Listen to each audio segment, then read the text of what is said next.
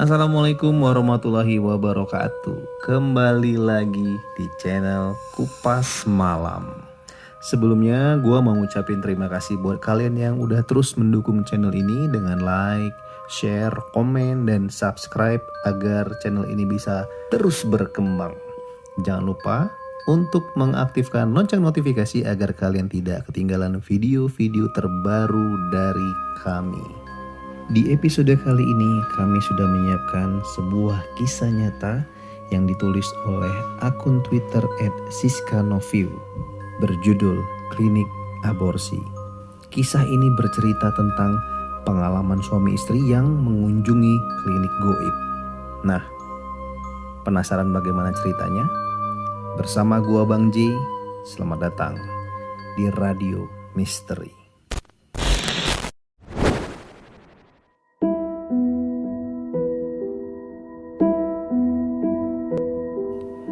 Salam dan Nur sedang menantikan kelahiran anak pertama.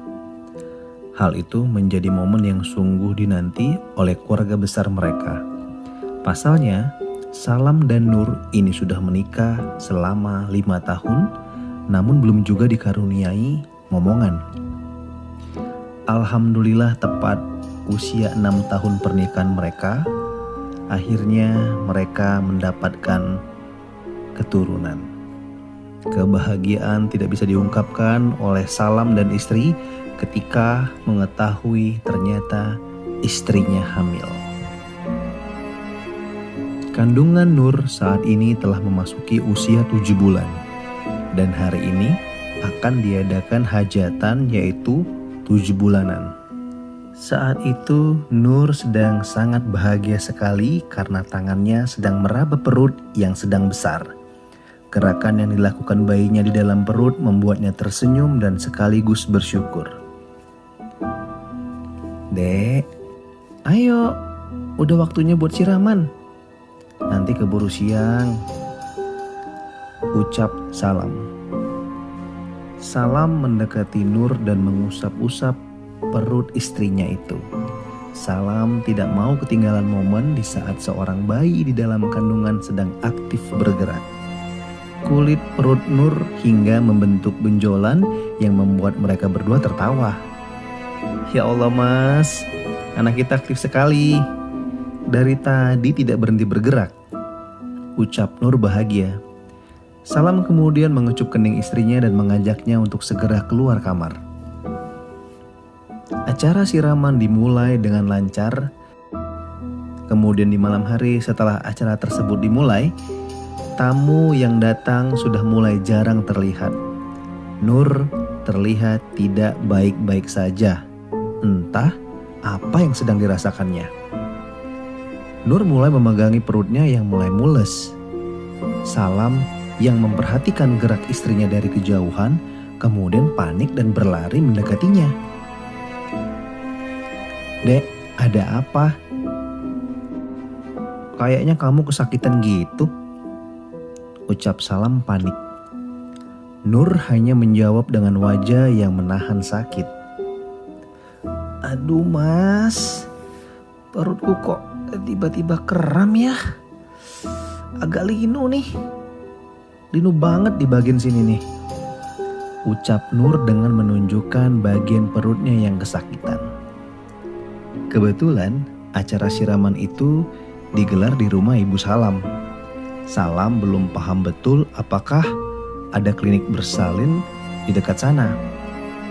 Ibu dan ayahnya yang panik kemudian menyuruh Salam untuk membawa Nur berobat di kota saja, mengingat di sini juga jauh sekali untuk pergi ke bidan.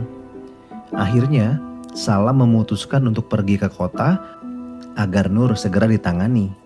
Salam sangat khawatir dengan kondisi istrinya.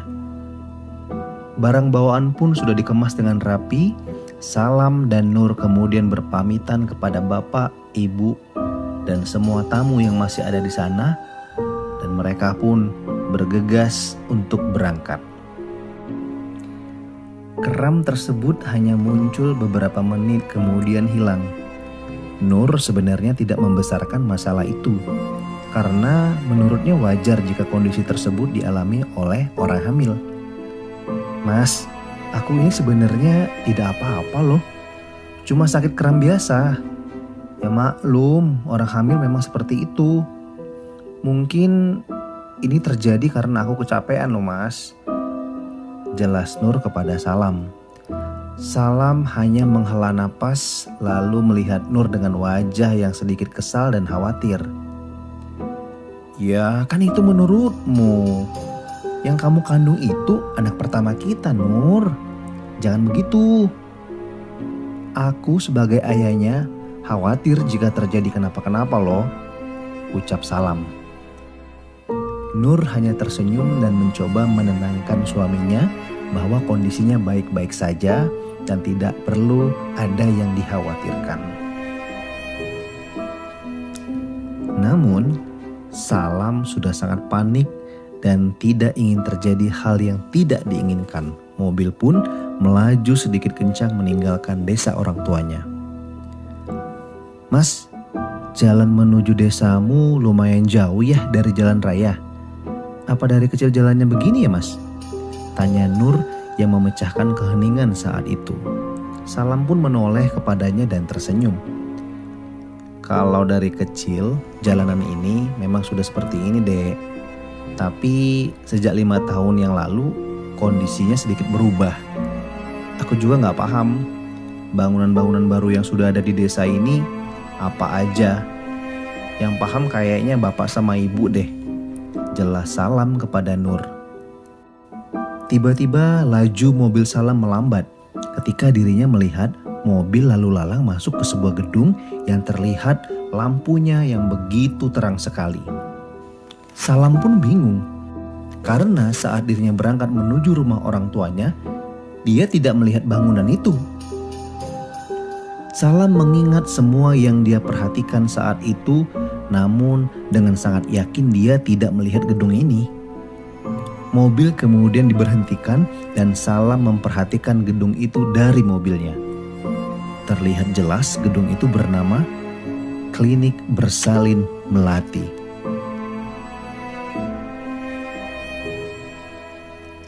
Salam yang terkejut saat itu kemudian membangunkan istrinya yang sedang tidur. Dek, di sini ada klinik bersalin ternyata.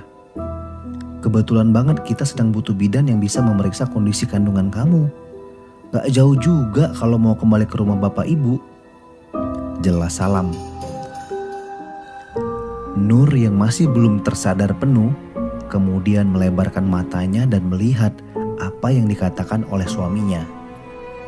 Salam membuka kaca samping dan memperhatikan lagi gedung itu. Nampak terlihat beberapa suster dan pengunjung yang mondar-mandir di ruang pendaftaran. Iya dek, iya, ini klinik bersalin. Itu ada orang kayak mau periksa. Ya udah deh kita di sini aja ya. Ucap Salam. Kemudian sapaan suster membuat Salam terkaget.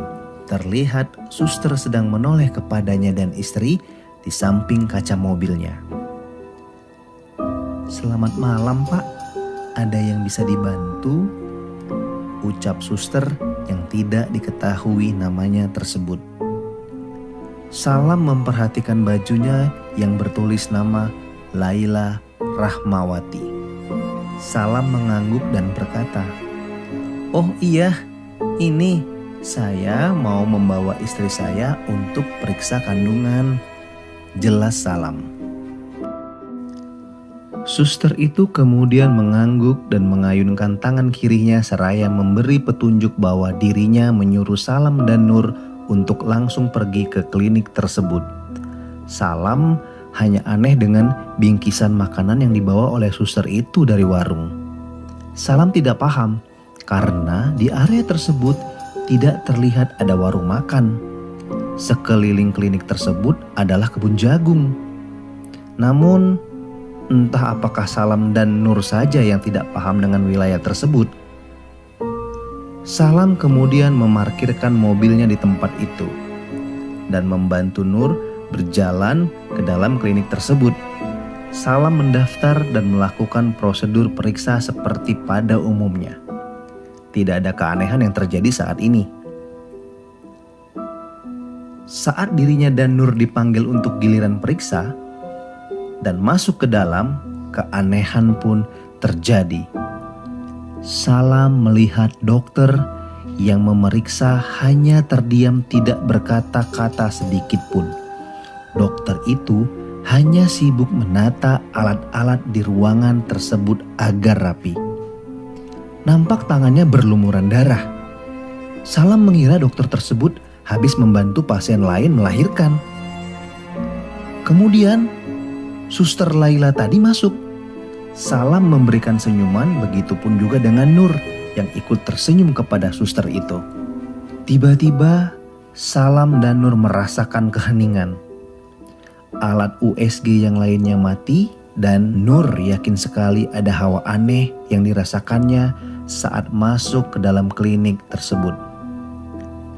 "Mas, perutku sudah tidak kram lagi. Sebaiknya kita kembali saja. Di sini tempatnya agak aneh.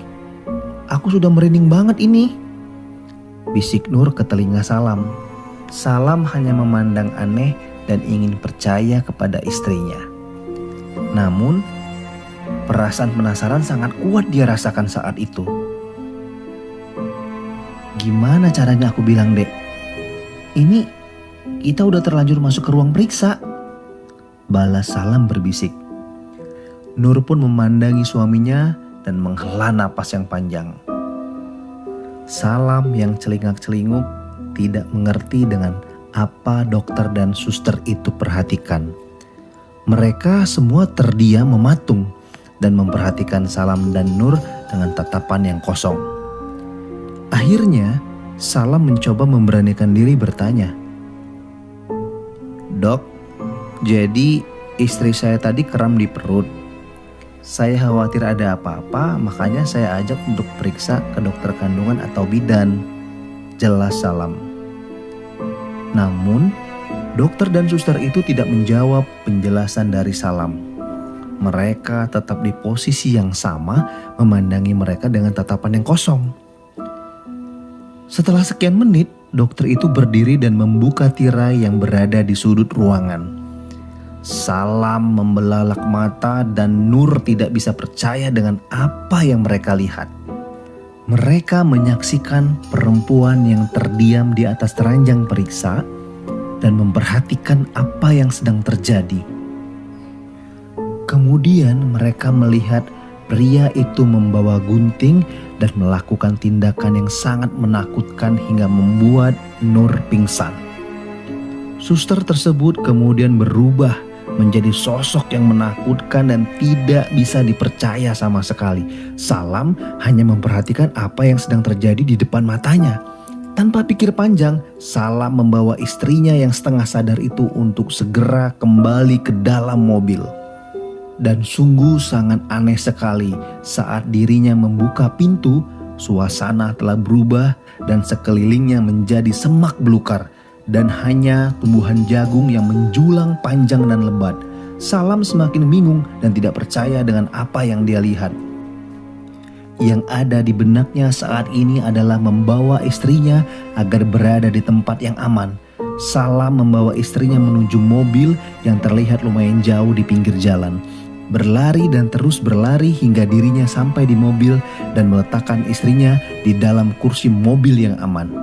Kemudian Salam masuk juga ke dalam mobil, namun tiba-tiba sesosok kuntil anak merah sedang mengusap tangannya di punggung Salam. Salam ketakutan bukan main. Dia kemudian menyalakan mobil dan bergegas kembali ke rumah bapak dan ibunya. Sesampainya di rumah, ibu dan bapaknya Salam menceritakan kejadian tentang klinik tersebut. Bahwa klinik tersebut telah dihancurkan warga desa dan dibakar akibat kesalahan klinik tersebut yang digunakan untuk aborsi. Laila, anak tetangganya, juga turut menjadi korban akibat telat diselamatkan. Menurut tutur warga, Laila mati membawa dendam yang sangat dalam. Hal itu disebabkan karena Laila tidak bersalah dan tidak mengetahui praktek haram tersebut. Hingga Laila mati, arwahnya bergentayangan menjadi kuntil anak merah. Bahkan semua kejadian mistis yang terjadi di tempat itu tidak hanya Salam dan Nur saja yang mengalami. Beberapa tamu dari luar desa juga mengalami kejadian yang sama seperti itu. Bahkan kemarin lusa ada yang kecelakaan dan mengalami luka serius. Bapak ibunya hanya berpesan agar Salam dan Nur segera pulang. Hal itu dikarenakan mereka cemas dengan keadaan Nur yang sudah berbobot besar. Anjuran itu pun dituruti oleh mereka dan keesokan harinya mereka kembali ke kota dan tidak memutuskan untuk berkunjung sampai hari kelahiran.